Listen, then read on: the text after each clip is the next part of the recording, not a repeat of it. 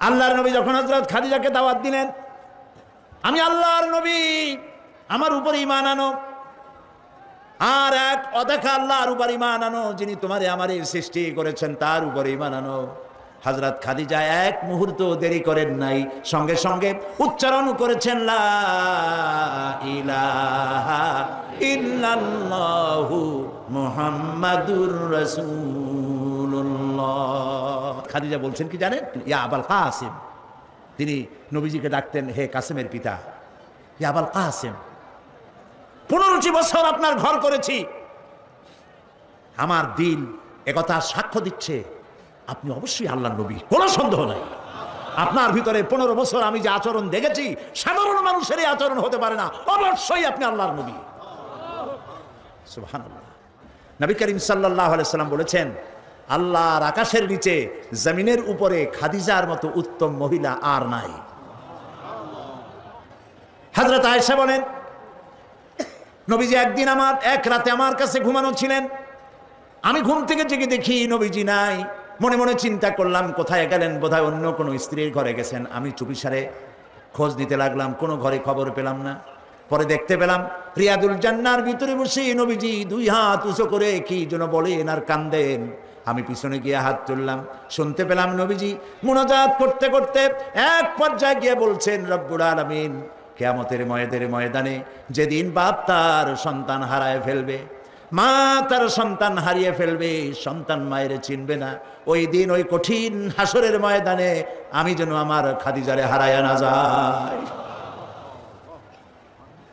মোনাজাত শেষে হযরত আয়েশা বলছেন, ইয়া রাসূলুল্লাহ, এই একটা বুড়ির বিয়ে করছিলেন, 25 বছর বয়সে 40 বছরের বুড়ি, এই বুড়ির কথা এখনো আপনার মনে জাগে? এর থেকে ভালো কুমারী মেয়ে তো আপনি বিবাহ করেছেন। নবীজির মুখখানা মলিন হয়ে গেল। আল্লাহর নবী বলেন, আয়েশা, খাদিজার সম্পর্কে এমন কথা জীবনে কোনোদিন তুমি আমার সামনে আর এরকম বলো না। কারণ হলো তোমরা সবাই আমার সুদিনের স্ত্রী, আর খাদিজা আমার এমন সময়ের স্ত্রী যখন মক্কা নগরীতে মুহাম্মদের পা রাখার জায়গা ছিল না।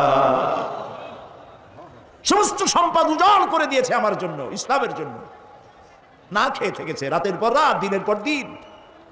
আরবের সব থেকে ধনশালিনী নারী, সমস্ত সম্পদ উজাড় করে দিয়েছেন আল্লাহর দ্বীনের জন্য। হযরত আয়েশা বলেন, আমাদের ঘরের ভিতরে তেমন গোশত রান্না বান্না খুবই কম হতো, আধপেটা অনাহারে অর্ধাহারে আমাদের দিন চলতো। যেদিন কোনো ভাগ্যক্রমে কোনো গোশত আসতো অথবা কোনো ছাগল দুম্বা জবাও হতো, নবীজি গোশতগুলি ভাগ করে স্ত্রীদের ঘরে ঘরে দিয়া নিজে একটা পটলার ভিতরে কয়েক টুকরা গোশত নিয়ে মদিনার রাস্তায় ঘুরে বেড়াতেন। খাদিজার কোনো বান্ধবী পাওয়া যায় নাকি? খাদিজার কোনো আত্মীয়া, কোনো বান্ধবী পাওয়া যায় নাকি? প্রিয় ভাই সাহেব, নবী করিম সাল্লাল্লাহু আলাইহি ওয়াসাল্লাম স্ত্রীদেরকে ভালোবাসতেন। হাদিস থেকে শোনাচ্ছি, হযরত আয়েশা কুমারী মেয়ে, তাকে বিয়ে করেছেন নবী করিম সাল্লাল্লাহু আলাইহি ওয়াসাল্লাম। গভীর রাত, চাঁদনি রাত, আধো আধো জ্যোৎস্না প্লাবিত রাত, নবীজি বলছেন, আয়েশা চলো আমরা একটু পায়চারি করে আসি। মরুভূমির ভিতরে গিয়ে বললেন, ওই যে একটা জিনিস দেখা যায়, চলো তো দৌড় মারি, কে আগে যায় দেখা যায়। বিশ্বনবী স্ত্রীর মনোরঞ্জনের জন্য দৌড় প্রতিযোগিতা করতেছেন, তাও সুবহানাল্লাহ কইতে ইচ্ছে করে না। দৌড়াইয়া হযরত আয়েশা রাদিয়াল্লাহু তাআলা আনহা তিনি আগে চলে গেলেন, রাসূলুল্লাহ পিছনে পড়ে গেলেন। হযরত আয়েশা খুব আনন্দ করলেন, দেখলেন আপনি কিন্তু দৌড়ে আমার সাথে পারলেন না। বাস এর কয়েক বছর পর আরেকদিন এইভাবে দৌড়ের প্রতিযোগিতা হলো রাতের বেলায়। আজকে হযরত আয়েশা বলছেন, ওই দিনের তুলনায় আমার শরীরটা স্থূল হয়ে গেছে, আমি একটু মুটিয়ে গেছি। দৌড়াইয়া আমি পিছনে পড়ে গেলাম, রাসূল আগে উঠে গেলেন। আমি হাঁপাতে হাঁপাতে যখন নবীজির কাছে গিয়ে দাঁড়িয়েছি, রাসূলুল্লাহ তাবাসসুম মুস্কি হেসে আমার দিকে তাকিয়ে বলছেন, আয়েশা, ওই সেই দিনের প্রতিশোধ আজ নিলাম। সুবহানাল্লাহ, সুবহানাল্লাহ। কিসের ইউরোপ, কিসের আমেরিকা, ইসলামী সভ্যতার জুতার কাছেও দাঁড়াতে পারবে না তারা। ওরা আজকে কি বলে, বিশ্ব কি দিবস, নারী দিবস পালন করে। বিশ্ব নারী দিবস, বিশ্ব মাতৃ দিবস, বিশ্ব ভালোবাসা দিবস। বিশ্ব ভালোবাসা দিবস ওদের দরকার, যাদের সারা বছরে কোনো ভালোবাসা নাই, তাদের জন্য একটা দিন ভালোবাসার বনিতা করা লাগে। আমার লাগে না, কারণ আমার জন্মই হয়েছে ভালোবাসার মধ্য দিয়ে। আর দিন ওয়ান নাসিহা, ইসলাম মানেই হলো ভালোবাসা। সুবহানাল্লাহ কও। ইসলাম মানেই হচ্ছে ভালোবাসা। আমার দেশে, মুসলমানদের দেশে বিশ্ব ভালোবাসা দিবসের কোনো প্রয়োজন নাই। বিশ্ব নারী দিবস পালন করা, বিশ্ব কন্যা দিবস পালন করা ওদের দরকার, যার দেশে নারীর কোনো মর্যাদা নাই, যেখানে কন্যার কোনো মর্যাদা নাই, যেখানে মাতৃত্বের পিতৃত্বের মর্যাদা নাই, সেখানে প্রয়োজন। আমার দেশে প্রয়োজন নাই। দিবস পালন করতে করতে এখন কি সব দিবস পালন করতেছে। কালকের পত্রিকায় দেখলাম বিশ্ব পায়খানা দিবস। আমি জানি না আপনারা বিশ্বাস করবেন কিনা, আমার নিজের চোখ দিয়ে দেখছি। নওজুবিল্লাহ, মানে তালাশ করে পায়না করবে কি। এরপরে দেখলাম ঢাকায় দেওয়ালে লেখা বিশ্ব চিন্তা দিবস। তো বিশ্ব চিন্তা দিবসের এটার থিমটা কি, করবেটা কি? তো যারা আয়োজক তারা বলল যে আমরা ওই বিশ্ব চিন্তা দিবসে রাস্তার মোড়ে মোড়ে বসে চিন্তা করব যে আদৌ কোনো ব্যাপারে আমরা চিন্তা করতেছি কিনা। নওজুবিল্লাহ, পাগল কি গাছে ধরে? প্রিয় ভাই সব, আল্লাহ রাব্বুল আলামিন নারীর অধিকার দিয়েছে, কোরআন দিয়েছে, হাদিস দিয়েছে। বুক ভরে বলেন আলহামদুলিল্লাহ। প্রিয় ভাই সব, ইসলাম দিয়েছে নারীর অধিকার। রাসূলুল্লাহ বলছেন আদ-দুনিয়া কুল্লুহা মাতাউন ওয়া খায়রুল মাতাইদ দুনিয়া ইমরাতুস সালিহা। এই পৃথিবীর সব কিছু হলো সম্পদ, তার মধ্যে শ্রেষ্ঠ সম্পদ হচ্ছে সালেহা, নেককারিনী, সতীসাধ্বী নারী। আলহামদুলিল্লাহ বলুন। আল্লাহর নবী বলেন আমার কাছে তিনটি জিনিস প্রিয়, নামাজ আমার কাছে প্রিয়, সুগন্ধ আমার কাছে প্রিয়, আর স্ত্রী আমার কাছে প্রিয়। সুবহানাল্লাহ, এই তিনটি জিনিস আমার কাছে প্রিয়। আপনার স্ত্রীকে আপনি তো এই জন্য তাকে সম্মান করবেন, ভালোবাসবেন, অনেক কারণ আছে। একটা কারণ তো এই, যেই রাস্তা দিয়ে আপনি জাহান্নামে যেতেন সেই রাস্তায় আপনার স্ত্রী প্রহরীর মতো রাত দিন দাঁড়িয়ে আছে, সেখানে ব্যাখ্যা দেওয়ার কোনো প্রয়োজন নেই। সুতরাং আপনার স্ত্রীকে আপনি ভালোবাসবেন এবং তাকে আপনি সম্মান দিবেন। ইসলাম নারীকে অর্থনৈতিক অধিকার দিয়েছে, বলেছে ফাতুহুন্না উজুরাহুন্না ফরিদা, ফরজ রূপী দায়িত্ব হিসাবে মহারণার টাকা আদায় করে দাও। এখন মহারণার টাকা আদায় করা হয় না, এখন বিবাহ মজলিসগুলিতে বলা হয় মহারণা কত? মহারণা হচ্ছে 21,21,101 টাকা, 11,11,101 টাকা। একটা 1 টাকা থাকা লাগবে। কোথায় পাইছেন এটা? একটা 1 টাকা থাকা লাগবে। আর এই যে মহারণা বাঁধা হয়, এই মহারণার টাকা আদায় করা অধিকাংশ ক্ষেত্রে আদায় করা হয় না। কথা ঠিক কিনা? কথা ঠিক কিনা? বরং উল্টা মহারণা আদায় করে নেয়। কারণ বলেন পাত্রপক্ষ। পাত্রপক্ষ মহারণা আদায় করে নেওয়ার সময় আদায় করার জন্য ঘটক, এগুলোর কি বলে? ঘটক। কোন কোন এলাকায় এদেরকে উচ্চনাক বলা হয়। এদের কাজ হলো পরস্পরের মধ্যে বিবাহ দিতে গিয়ে মিথ্যা কথা বলা, উচ্চনাক। তো এরা বলে যে অমুকের ছেলে অমুকের মেয়ের বিবাহ হবে, ছেলেকে দিতে হবে কি? ছেলেকে দিতে হবে ল্যান্ড ক্রুইজার, ছেলেকে দিতে হবে গুলশানে বাড়ি, 10 লক্ষ টাকা ক্যাশ, মঙ্গল গ্রহে অফিস। বলে ছেলে লেখাপড়া জানে কি? কলেজের বারান্দা দিয়ে কয়েকদিন ঘুরে টুরে আসছে, গলায় সোনার সেন্টেনও আছে, মাথায় ভাল্লুকের মতো চুলও আছে। এরপরে এইভাবে করে এক অপাত্রে মেয়েদেরকে দেওয়ার ব্যবস্থা হয় টাকা পয়সার বিনিময়। মহারানাটা ওরা নিয়ে গেল। বিবাহে যদি উপহার দেয় শ্বশুর পক্ষ, পাত্র কি বলে কন্যা পক্ষ, পাত্রপক্ষকে যদি সোনা দেয়, দানা দেয়, টাকা দেয়, সব জায়েজ আছে, সুন্নত। কিন্তু চাইয়া নেওয়া যাবে না, দাবি করে নেওয়া, ডিমান্ড করে নেওয়ার নামই হলো যৌতুক। এটার নাম কি? চট্টগ্রামে কি বলে? যৌতুক। এই যৌতুক হলো শ্বশুরের সাথে এক প্রকারের কৌতুক। এইভাবে করে চাইয়া টাকা আদায় করা হারাম। চাইয়া টাকা আদায় করা কি? আজকের এই বিশাল তাফসীর কোরআন মাহফিলে আমি জানতে চাই যে এই যাদের ছেলে আজ পর্যন্ত বিয়ে দেন নাই, বিবাহ দিতে গিয়ে কন্যা পক্ষের কাছ থেকে হারাম চাইয়া যৌতুক আদায় করে ছেলে বিয়ে দিবেন না, এই রকমের লোক ওয়াদা করতে পারবেন? না মনে করবেন এই কথা যে আল্লাহ মাহফিলে আজকে আসলাম কেন। আচ্ছা দেখি তো, যারা ছেলে বিয়ে দেন নাই তারা ওয়াদা করবেন এই কথা বলে যে আমার ছেলে বিবাহ দিতে গিয়ে যৌতুক 1 পয়সাও 1 থেকে নিয়ে 1000 কোটি যা হোক যৌতুক চাইবো না, বিনা যৌতুকে ছেলে বিবাহ দেব। কারা কারা দেবেন? ছেলেওয়ালারা হাত তোলেন তো। ও মাশাআল্লাহ, বাচ্চা পোলাপান হাত উঠেছি কি কামে? তোমরা তো মা ভাও নাই এখন। হাত নামান। জি, ভবিষ্যতে হাত নামান, হাত নামান। আলহামদুলিল্লাহ বলেন।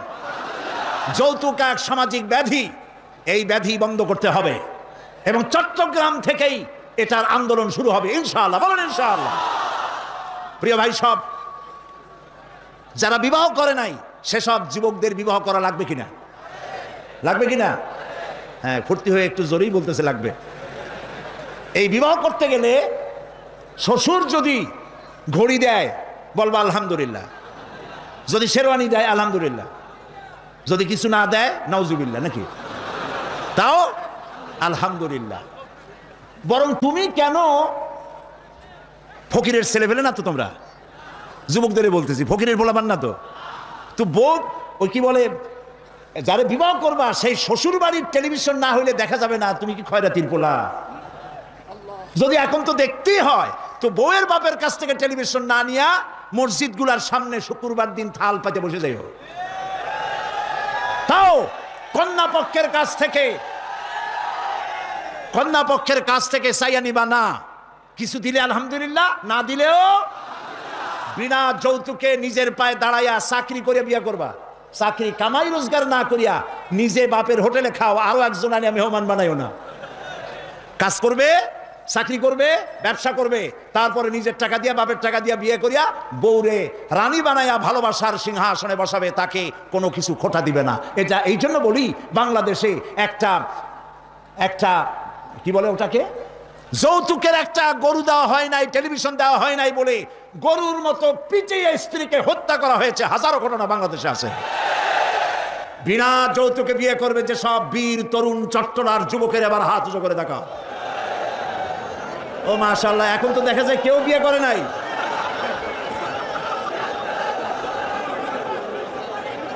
আচ্ছা, হাত নামান, হাত নামান। আলহামদুলিল্লাহ বলেন, হাত নামান। এই যে ভাই, আমি কিন্তু বুঝতে পারি দাঁড়াইছেন কেন, কোমর ব্যথা করতেছে বোধহয়। বসেন, কোমর ব্যথা আল্লাহ ভালো বানাই দেবেন, জোরে কোন আমিন। আরে ভাই বসতে বলছি, বসেন। কোমর ব্যথা হলে তো আমারও করবে, আমি তো বসা। বসেন, সবাই বসেন। প্রিয় ভাই সব, তাহলে একটি বড় রকমের অপরাধ থেকে চট্টগ্রামকে মুক্ত করার জন্য আন্দোলন শুরু করা হলো। বলেন আলহামদুলিল্লাহ। প্রিয় ভাই সব, আল্লাহ তাআলা এই নারী যখন বিবাহ হলো, আল্লাহ তাআলা তাকে অধিকার দিলেন, শিক্ষার অধিকার, লেখাপড়ার অধিকার, পড়ার অধিকার, সব অধিকার দিলেন। এরপরে দিলেন তাকে মা বানায় দিলেন। কদিন পরে কি হয়ে গেল? মা হয়ে গেল। সুবহানাল্লাহ। এখন কিন্তু ইজ্জত আরো বাড়লো। মা হওয়ার পর ইজ্জত কি হইল? আরো বেড়ে গেল। আল্লাহর নবীর কাছে প্রশ্ন করা হয়েছে। এক সাহাবী এসে বলছেন, সালা রাজুলুন ইয়া রাসূলুল্লাহ মান আহাক্কুন নাস বিহুসনি সাহাবাতি? ক্বালা উম্মুক। ক্বালা সুম্মা মান? ক্বালা উম্মুক। ক্বালা সুম্মা মান? ক্বালা উম্মুক। ক্বালা সুম্মা মান? ক্বালা আবুক। সুবহানাল্লাহ। একজন এসে নবীজির কাছে প্রশ্ন করলেন, ইয়া রাসূলুল্লাহ, মানুষের ভিতরে আমি কার যত্ন করব, কার খেদমত করব, কার সাথে ভালো ব্যবহার করব? আমার কাছে সব থেকে ভালো ব্যবহার কে পেতে পারে? নবীজি বললেন, তোমার মা। সাহাবী প্রশ্ন করলেন, তারপরে কে? রাসূলুল্লাহ বললেন, তোমার মা। তারপরে কে? তোমার মা। তারপরে কে? তোমার পিতা। পিতার চাইতে মায়ের মর্যাদা আল্লাহ পাক কয় গুণ বাড়ালেন? সবাই বলেন কয় গুণ? 3 গুণ আল্লাহ বাড়ায় দিলেন। আল্লাহ রাব্বুল আলামিন কোরআনের কারীমের ভিতরে বলেছেন, ওয়াকাদা রাব্বুকা আল্লা তা'বুদু ইল্লা ইয়াহু ওয়া বিল ওয়ালিদাইনি ইহসানা। তোমার রবের পক্ষ থেকে চূড়ান্ত ফয়সালা হয়েছে যে আল্লাহর ইবাদত করার পর মা বাপের ইহসান করবে। সুবহানাল্লাহ। আর আমার দেশের লোকেরা কি বলে, কি করে? লক্ষ্য করতেছেন আপনারা? আল্লাহ বলেন কি আর বান্দারা করে কি? আল্লাহ বলছেন মা বাপের খেদমত করো। আমার ইবাদতের পরে আল্লাহর পরেই স্থান কার? চিল্লায় বলেন। আমাদের লোকেরা বোঝে না, না বুঝা চলে যায় ভালো কোনো খাবার, ভালো কোনো ফল কোনো হজরত কোনো পীর সাহেবের দরবারে নিয়ে হাজির করলে, হ্যাঁ দেন, পীর সাহেবকে হাদিয়া দিবেন দেন, কিন্তু আগে দিবেন মায়েরে। আপনার কাছে, সন্তানের কাছে সব থেকে বড় পীর হচ্ছে মা। বলেন সব থেকে বড় পীর কে? মা আর বাবা। মা আর এই দুজন হচ্ছে আপনার কাছে সব থেকে বড় পীর। পীর সাহেবের দোয়া কবুল হবে কি হবে না, আলেম সাহেবের দোয়া কবুল হবে কি হবে না, সন্দেহ আছে। 50-50, দোয়া কবুল হইলেও হইতে পারে, না হইলেও না হইতে পারে। কিন্তু মা বাপ যদি দোয়া করে, আল্লাহর দরবারে দোয়া মঞ্জুর হয়ে যায়, 100% দোয়া কবুল হয়ে যায়। সুবহানাল্লাহ বলে। প্রিয় ভাই সব, আল্লাহ রাব্বুল আলামিনের নবী বলেন, মা বাবা যখন দোয়া করে সন্তানের জন্যে, যখন দোয়া করে, বন্দুক দিয়া গুলি করলে সেই গুলি তার লক্ষ্য বস্তুর কাছে যেতে যত না দেরি হয়, মা বাপের দোয়া বা বদদোয়া আল্লাহর দরবারের থেকে দ্রুত গতিতে চলে যায়। মাকে খাওয়াও।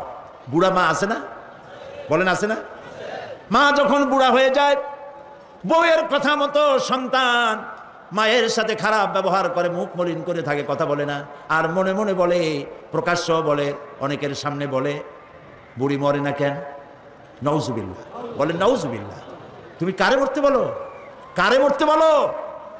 তোমার মা, তোমার যখন অসুখ হয়েছে, যত্ন করেছি, বুকের সাথে আগলায় ধরেছে, সারা রাত শিয়রে বসে বসে, বিদ্যুৎ ছিল না ঘরে, কেরোসিনের ল্যাম্প জ্বালায়া, চেরাগ জ্বালায়া কোরআন শরীফ তেলাওয়াত করেছে, আর শেষ রাতি দুইখানা হাত রব্বুল আলামিনের দরবারে তুলে দিয়ে কেঁদেছে, রব্বুল আলামিন আমার বাঁচাধনকে আমার জীবনের বিনিময় আল্লাহ তুমি বাঁচাইয়া দাও। যে মা বললেন আমার জীবনের বিনিময় আমার ছেলে তুমি বাঁচাও, মেয়েরে বাঁচাও, সেই ছেলে বড় হইয়া বইয়ের পাগল হইয়া বলে বুড়ি মরে না কেন? নাউজুবিল্লাহ, নাউজুবিল্লাহ। মাকে সম্মান করুন, মাকে ভালোবাসুন। আল্লাহ রাব্বুল আলামিন বলেন, ওয়াওয়াসাইনাল ইনসানা বিওয়ালিদাইহি ইহসানা হামালাতুহু উম্মুহু কুরহা ওয়া ওয়াদাআতুহু কুরহা ওয়া হামলুহু ওয়া ফিসালুহু 30 শাহরা। আমি সমগ্র মানব গোষ্ঠীকে উপদেশ দিচ্ছি, তোমরা তোমাদের ওসিয়ত করছি, তোমরা তোমাদের মা বাপকে সম্মান করো। তোমার মা তোমাকে গর্ভধারণ করেছে অত্যন্ত কষ্টের সাথে, ডেলিভারি করেছে অত্যন্ত কষ্টের সাথে, আর 30টা মাস বুকের দুধ দিয়ে তোমার মানুষ করছে। সুবহানাল্লাহ, সুবহানাল্লাহ। প্রিয় ভাই সব, মা বাপ যদি হাত তোলে, চোখ দিয়া পানি পড়ে, দোয়া কবুল হয়ে যাবে। সুবহানাল্লাহ। এই যে হযরত বাইজিদ বুস্তামি রহমতুল্লাহ আলাইহের এই দরগায় আপনারা যান, হযরত বাইজিদ বুস্তামি যখন ছোট্ট ছিলেন, তার মা অসুস্থ, গভীর রাত্রে মা জেগে বলছে, বাবা আমি তো পানির পিপাসায় শেষ হয়ে যাচ্ছি, একটু পানি পান করাও। বাচ্চা দেখলেন ঘরের মধ্যে পানি নাই, বাইরে কোথার থেকে পানি জোগাড় করলেন, এসে দেখেন মা ঘুমায় গেছে। শীতের রাত, বাচ্চা দাঁড়ায় আছে পানি নিয়ে। হজরের সময় মায়ের ঘুম ভেঙেছে, তাকিয়ে দেখে বাইজিদ দাঁড়ানো। বাইজিদ তুমি দাঁড়ানো কেন? কাঁপতেছো কেন? ছেলে বলছে, মা আপনি পানি চাইছিলেন। তা পানি চাইছিলাম, তা কি হয়েছে? তা আমি তো ঘরে পানি পাই নাই, দূরে গিয়ে পানি আনছি, আনি দেখে আপনি ঘুমাই গেছেন, আমারই উঠাও নাই কেন? আপনার ঘুমের ক্ষতি হবে। তা তুমি নিজে ঘুমাও নাই কেন? এই জন্য যে আপনি জায়গায় যদি আবার পানি চান আর সময় মতো না দিতে পারি, তাহলে তো আপনার কষ্ট হবে। সেই জন্য মা আমি দাঁড়াই রয়েছি, আপনি পানি খাবেন, সেই পানি নিয়ে। বাইজিদের মা হযরত বাইজিদকে বিছানার উপরে আরাম করে শোয়াই দিয়া উযু করে নিজে নামাজ পড়লেন। নামাজ আদায় করে দুইখানা হাত আল্লাহর দরবারে তুলে ধরে বলেন, রব্বুল আলামিন আমি বাইজিদের মা, আমার ছোট্ট বাইজিদ আমার জন্য যে কষ্ট করেছে, আজ তার এই কষ্ট দেখে আমার কলিজা ঠান্ডা হয়ে গেছে।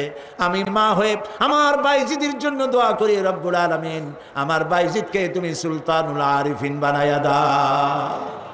দোয়া মঞ্জুর হয়েছে না হয় নাই? সুবহানাল্লাহ।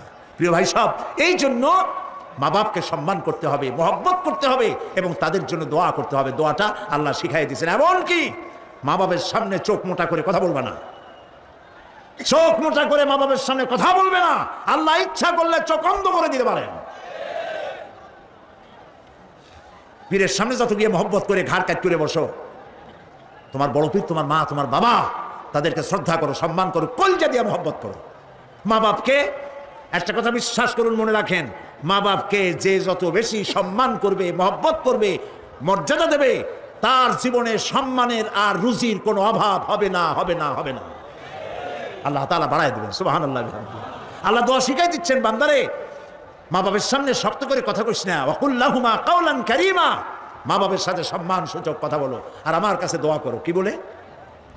আল্লাহ রাব্বুল আলামিন দোয়া শিখাই দিচ্ছেন, রব্বিরহামহুমা কামা রাব্বায়ানি সাগীরা। সবাই পড়েন, রব্বিরহামহুমা কামা রাব্বায়ানি সাগীরা। আবার পড়েন, রব্বিরহামহুমা কামা রাব্বায়ানি সাগীরা। আল্লাহ তাআলা শিখাই দিলেন, বান্দারে দোয়া কর, আয় আমার রব, আমার মা বাপ আমাকে যেমন ছোটবেলায় স্নেহের কোলে লালন পালন করেছে, মাবুদ গো তুমি আমার মা বাপকে সেইভাবে তোমার রহমতের কোলে লালন পালন করো। আল্লাহ দোয়া শিখাই দিচ্ছেন। এই দোয়া প্রত্যেক নামাজের পর আপনারা পড়বেন। মনে থাকবে ভাই? জোরে বলেন, মনে থাকবে? আল্লাহ যেন আমাদেরকে মনে রাখান, আমরা বলি আমিন। প্রিয় ভাই সব, মা হিসাবে আল্লাহ তাআলা এই মর্যাদা বৃদ্ধি করে দিলেন। নারীর 3টা স্তর বললাম, কন্যা, বধূ, মাতা। 3 স্তরে ইসলাম যে মর্যাদা দিয়েছে, এর থেকে বেশি মর্যাদা পৃথিবীতে কেউ দিতে পারে নাই। এখন এই নারীদেরকে যাদের এত মর্যাদা আল্লাহ দিলেন, মর্যাদা তো এত বাড়াই দিলেন, সন্তানের জান্নাত মায়ের পায়ের তলে ঢুকাই দিলেন। সুবহানাল্লাহ বলেন, সুবহানাল্লাহ বলবেন না? মেয়ে লোকের মায়ের পায়ের তলে তার সন্তানের বেহেশত আল্লাহ ঢুকাই দিলেন। সম্মান করো, মর্যাদা করো।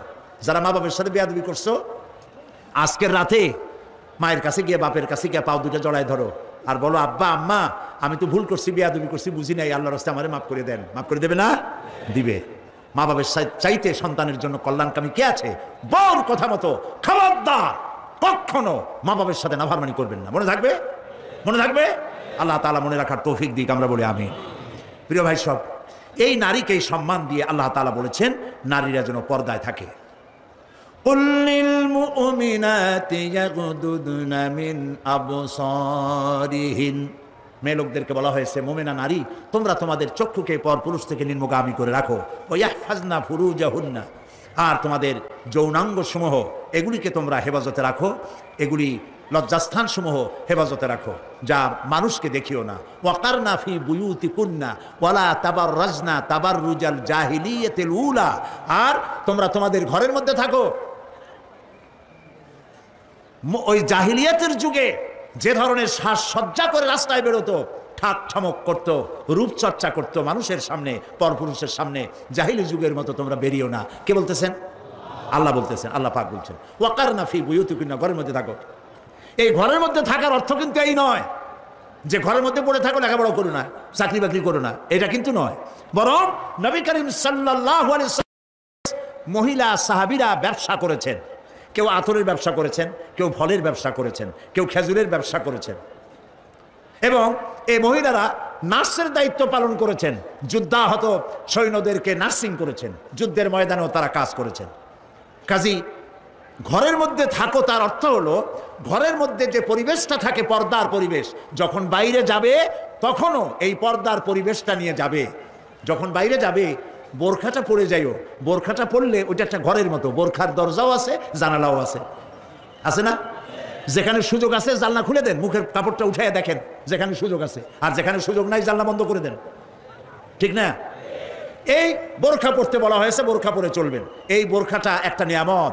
বাংলাদেশ নিয়ে কথা বলি, এই বাংলাদেশে আজ পর্যন্ত যত নারীর মুখে অ্যাসিড পড়েছে, একটা দৃষ্টান্ত চাই। আপনারা বলেন আমাকে যে বোরখা পরা একটা মেয়ে লোকের মুখে অ্যাসিড পড়েছে, প্রমাণ দেন। পারবেন প্রমাণ দিতে? পারবেন? কেন পারবেন না বলেন? কারণটা কি? কারণ হলো এই, মেয়ে লোকটা যখন বোরখা পরলো সে আল্লাহর হুকুম পালন করলো। কার হুকুম পালন করেছে? আর তখন আল্লাহর দায়িত্ব হয়েছে নারীর সতীত্বের এবং তার শরীরের হেফাজতের দায়িত্ব নেওয়া। এই জন্য বোরখা পরা নারীর মুখে অ্যাসিড পড়ে না। মা বোনেরা যারা আজকে রাস্তায় বসে, প্যান্ডেলে বসে, বিভিন্ন জায়গায় বসে, বাড়িতে বসে আমার কথা শুনছেন, আমি মা বোনদেরকে বিনীতভাবে আরজ করি, যখন আপনি বোরখা ছেড়ে, যে সব মেয়েরা রূপচর্চা করে চুল পিছনে ছেড়ে দিয়ে লিপস্টিক লাগায় রূপচর্চা করে যখন কোনো দোকানে যায়, তখন দোকানের সেলসম্যান বলে, ভাবি আসেন আসেন, এই শাড়িটা পরলে আপনার দারুণ মানাবে। আরে শয়তান, শাড়ি বদলে মানাবি কিনা তার স্বামী বলবে তুই কেনা।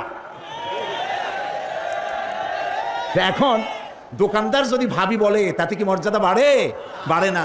আপনি দেখেন, বোরখা পরেন, চাদর পরেন, দোকানে যান, দোকানি বলবে খালাম্মা, চাচিয়াম্মা, বসেন বসেন, সম্মান করে বসতে দেবে এবং আপনার সামনে কাপড়গুলি খুলে ধরবে যেটা আপনার প্রয়োজন নেবেন। তাহলে বোরখায় কি সম্মান কমায় না বাড়ায়? কমায় না বাড়ায়? মা বোনেরা বোরখা পড়ুন, চাদর পড়ুন। আপনার মেয়ে কলেজ গোয়িং, ইউনিভার্সিটি গোয়িং, যেসব বয়সপ্রাপ্ত মেয়ে আছে, আল্লাহ কোরআনে বলেছেন এমন একটা চাদর পরো যেই চাদরটা পরলে পরে মাথাটা, বুকটা, গলাটা ঢাকা হয়ে যায়, এমন একটা চাদর পরো। এই চাদর পরা মুসলমানদের জন্য ফরজ। মুসলমানদের জন্য কি? প্রিয় ভাই, সব নারীর জন্য আল্লাহ পর্দা করেছেন, আর এই পর্দা হলো তাদের জন্য নিয়ামত। সেই নিয়ামত তারা ধারণ করবেন, আল্লাহ তাআলা তাহলে সন্তানগুলো ভালো বানাই দিবেন। কোন আলহামদুলিল্লাহ, বলেন আলহামদুলিল্লাহ। আচ্ছা বলেন, মৃগনাভি কস্তুরী ছাগলের পেটে হয় না হরিণের পেটে হয়? হরিণের পেটে হয়। হরিণ থাকে কোথায়? গাছের মধ্যে, পর্দার আড়ালে। ছাগল থাকে কোথায়? মাঠে ঘাটে, পথে ঘাটে, যেখানে সেখানে। কাজে ছাগলের মৃগনাভি তো ভালো, দড়ি ধরলেও গোসল ওয়াজিব হয়ে যায়, দুর্গন্ধের ঠেলা। আর জঙ্গলের ভিতরে হরিণ থাকে, মৃগনাভি কস্তুরী আল্লাহ দান করেন, যার সুগন্ধ এখানে নাড়া দিলে সারা মাহফিল বিমোহিত হয়ে যাবে। আল্লাহ নিয়ামত পর্দায় থাকে। নারীদেরকে আল্লাহ পর্দায় থাকতে বলেছেন। এই পর্দায় থাকলে পরে কস্তুরী সম সন্তান আল্লাহ দান করবেন। আর যদি পর্দা না থাকেন, যে সন্তান হবে, হবে মিস্টার বল্টু বাবু, মন্টু মিয়া। ভয়ের চোটে মানুষ অস্থির, তার চোখ গর্তের ভিতরে কি খাইছে, চোখ গেছে গর্তের মধ্যে। 2 কেজি চাউল মাফা যায় 2 চোখে, চুল মাথা দিয়ে ঝুলানো। প্যান্ট পরছে, সে প্যান্ট পরা অবস্থায় সেলাই করছে না কেমনে করছে আল্লাহ জানে। জুতার মধ্যে এত বড় বড় লোহা বটন লাগানো, গলায় এত বড় মোটা চেইন, জাহান্নামের আগেই সালাসিলা ওয়া আগলালাম ওয়া সাইরা, জাহান্নামের শিকল আগেই পড়ছে গলায়। রাস্তায় মানুষে দেখে আর বাপ বাপ করে পলাইতে থাকে, বলতে থাকে আল্লাহ এই শয়তানের গজব দাও, এই শয়তানের যে মায়ের পেটে রাখছে তার কলেরা দাও, আর বাপের বসন্ত দাও। আর ছেলে যদি ভালো হয়, মানুষই দোয়া করে, আরে এই ছেলেটা এত ভালো, আল্লাহ এই ছেলেটির প্রতি রহম করো, এই ছেলের যে মায়ের পেটে রাখছে সে মায়ের রহম করো, ওর বাপের রহম করো। সুবহানাল্লাহ। নেক সন্তান পাওয়ার জন্য পর্দায় থাকা আপনার জন্য জরুরি। মা বোনেরা পর্দায় থাকুন এবং নিজের সৌন্দর্য পরপুরুষকে দেখাবেন না। আপনার সৌন্দর্য আপনার পিতার জন্য নয়, ভাইয়ের জন্য নয়, ছেলের জন্য নয়, কারোর জন্য নয়, শুধুমাত্র একমাত্র কেবলমাত্র স্বামীর জন্য। সুবহানাল্লাহ, আলহামদুলিল্লাহ, লা ইলাহা ইল্লাল্লাহ।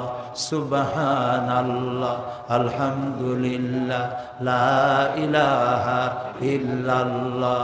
ইয়া আল্লাহ, ইয়া রহমান, ইয়া রহিম, ইয়া হাইয়ু, ইয়া কাইয়ুম। সবাই পড়েন, ইয়া আল্লাহ, ইয়া রহমান, ইয়া রহিম, ইয়া হাইয়ু, ইয়া কাইয়ুম। ইয়া আল্লাহ, ইয়া রহমান, ইয়া রহিম, ইয়া হাইয়ু, ইয়া কাইয়ুম। ইয়া আল্লাহ, ইয়া রহমান, ইয়া রহিম, ইয়া হাইয়ু, ইয়া কাইয়ুম। আল্লাহুম্মা আমিন।